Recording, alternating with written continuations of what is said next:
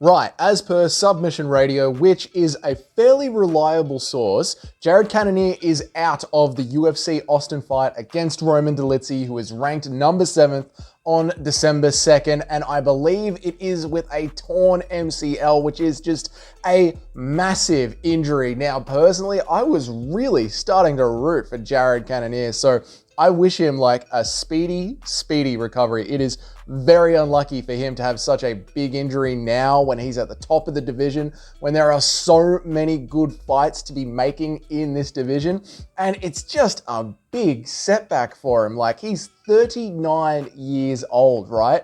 And after this, like, he's still going to need another fight, obviously, to get himself back into title talks. And then after he heals up, I mean, we're talking about Jared being like late 40 years old, early 41 years old. By the time he heals up, by the time he fights again, by the time the champ at the time has an opening and wants to take him on, I mean, and then what if Israel Adesanya just steps back in? What if there's an exciting rematch to make with the champion? Like, it is bad timing for Jared Cannonier. Not good, man. Now, we're going to be talking about what could be next for Roman Dolidze and how we could fit this hole in the gap. And I want to hear your thoughts down in the comments. I love reading your comments. I love getting back to all of you. You know, I love sharing some of my favorite comments up here on the screen. So let me know down in the comments, who do you think should be next for Roman Dolidze? And I'm going to bring up my pick, my argument. You guys can let me know if I'm wrong here. You know what? I'm sure it's in the title. I'm going to be sharing my option, but I am going to be ripping into him because I am sick of his absolute nonsense online. I want to see him back in the cage. Right, now, speaking of the good fighters that can step into it, right? A lot of people are calling for Ikram Aliskerov to step in, and I get it, right? Say Ikram Aliskerov down in the comments if you reckon that's the one that should be going in there. But I just want to slow down on that for a second, because to me, there's two better options, and let me know what you guys think about this. There's Robert Whittaker, right? Bounce back fight, tough, winnable fight for both of them, and it's great for Robbie. It gets his name back out there. He needs a win under his belt right now. Now, the one that I want to see in them is the King Flog, the absolute keyboard warrior who actually had a fight this weekend after talking online for weeks and did absolutely nothing with it. And I'm not talking about Dylan Dennis here. I'm talking about Paulo Costa, right? Mr. I'll be ready for UFC 294.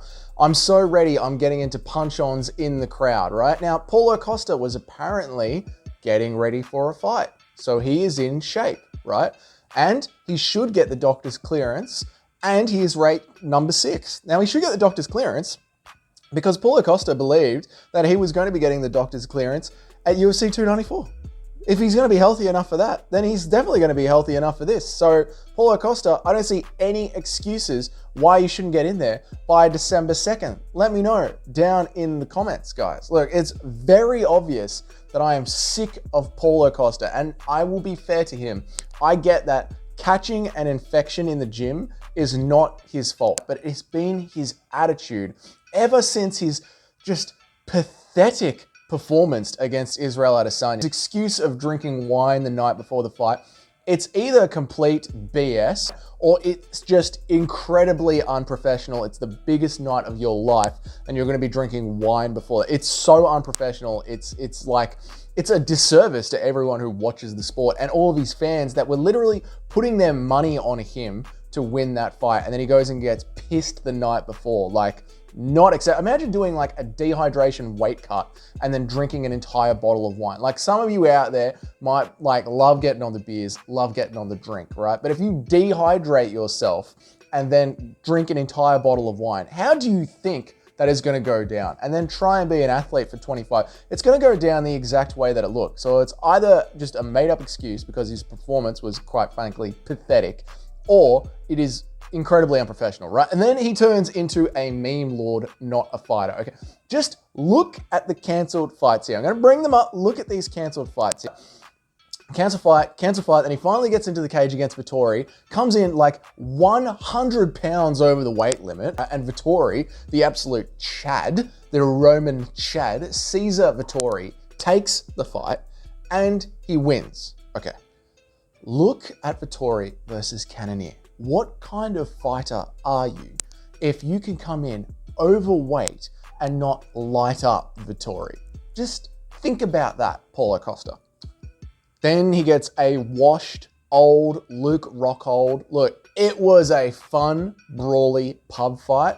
It's great to watch. I love rewatching that fight when my mates come over and we start talking about when I start talking their ears off about UFC. It's one of the fights that I love to bring up, but it was not a very skilled fight, was it?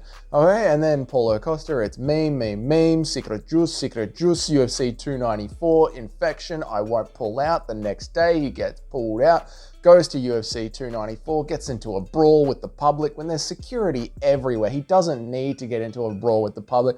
I'm sick of him. I'm sick of him. I'm sick of his attitude. I watch cage fighting, MMA, I watch Muay Thai because I want to see warriors. I want to see the fight in the fighter. There's so much that goes on in the world around us where things just seem to be getting nerfed on the edges, and we were given this sport at just the right time where you can see absolute savages go in there and just do things, you know, but just have these warrior moments. And Paulo Costa thinks he's that, but he is not that, and I am sick of it. We just had two absolute chads step in on 12 days notice and put their balls on the table and fight for us, and they did incredibly well. I know Volkanovski got his head kicked off, but he still performed well. And Kamaru Usman won so much fan. We went from the entire MMA landscape saying he was washed to he should have won that fight. He is right back in there. Well, Paulo Costa, it is time for you to step up. And here's the thing, his career is in a great place. He has done all the social media work, yeah? He's kept his name in the media, he's built up a fan base, he's done 50% of the job, yeah? But now it's time to do the other 50%. Get in the bloody cage, man. Imagine going to a restaurant, ordering a burger with fries, and you get your meal, and it's just the salad on the side, and the sauce for the fries, and a meat patty. It's like, can I have the rest of the meal? Can I have the good part of the meal here, please? Paulo Costa either gets in the cage on December 2nd, or he is just a coward keyboard warrior. It's that simple. I'm done with him. I'm done with him. He gets in the cage on December 2nd, or if I was the UFC, just cut him. Cut him. He's not that great. He gasses early. He's got pillow hands. Just cut him. Go to BKFC, go to PFL, go to jail, go away, Paulo Costa. Guys, am I being too harsh? Maybe, maybe not. Let me know down in the comments. If I'm being too harsh, light me up down in the comments. I want to hear your thoughts. Where do you think we should go with the December 2nd card? Who should fill in? If you guys have been enjoying these videos, maybe consider hitting that subscribe button down there, and I'll see you all in the next one.